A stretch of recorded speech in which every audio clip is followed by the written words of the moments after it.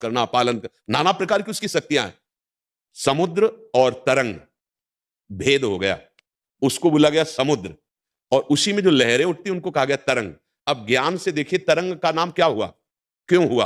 क्योंकि वो समुद्र में वायु विकार हुआ, तो तरंगायमान जो हुआ उसका नाम हो गया तरंग। अगर वो वायु हट जाए, शांत हो जाए, तो आप क्या कहोगे? समुद्र। अब समुद्र में मिलने पर वो समुद्र है, नहीं तो तरंग ही कहा जाएगा। अब तरंग की ताकत समुद्र जैसी नहीं रही, वायु हटे तो समुद्र ही है।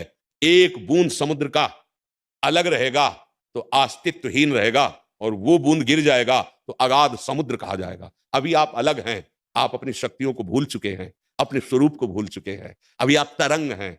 जब समुद्र में माया विकार रहित होकर आनंद समुद्र में डूबेंगे तो तस्मिन तज्जने भेदा भावात, भगवान और भगवान के भक्त में अभेद स्वरूप हो जाता है।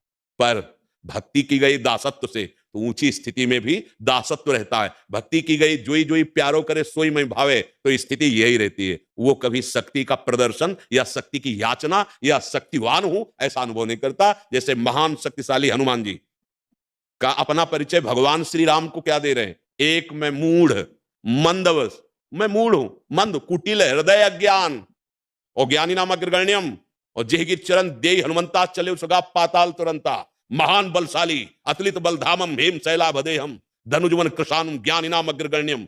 ऐसे महापुरुष क्या बोल रहे हैं? एक में मूढ़ मंदवस, कुटिल हृदय अज्ञान। विभीषण जी से क्या गए? असमय अधाम सका। क्या शक्ति नहीं हनुमान जी में? क्या शक्ति नहीं? राम काज कोई भी ऐसा नहीं जो हनुमान जी ना कर सके, कोई भी ऐसा। अब भक्त का हृदय कैसा होता है? बोले मैं कितना अधम हूं विभीषण जी, कैसे बताऊं? ये तो रघुनाथ जी की हम पर कृपा है। जिसको शक्ति का जागरण हो जाता, प्रदर्शन थोड़ी होता है। वो तरंग समुद्र में लीन हो गई, अब उसका कोई अस्तित्व तो नहीं रहा, क्योंकि जब मैं था तब हरि नहीं, अब हरि है महिलाएं। बात समझना है। तो ये जो तर्क प्रकट किया जाता है, जैसे कहा था कि भगवान के नाम के वस्त्र आदि टेटू आदि कराना, हाथों में मेहंदी में रचवाना, मुझे लगता है जो आराध्य देव का नाम हम जितना सम्मान करेंगे उतना ही हमारे ऊपर कृपा होगी। तो एक ने कहा कि जब पुल बन रहा था तब राम राम लिख के पत्थर में डाला गया था, ऐसा नहीं है। राम नाम हनुमान जी ने जब एकांत में बैठे थे तो ऐसे अपने नखों से चीर कर पत्थर में लिखा राम, और ऐसे डाला और प्रवाहित हो गया। पीछे भगवान खड़े देख रहे थे, उन्होंने एक पत्थर डाला, डूब गया।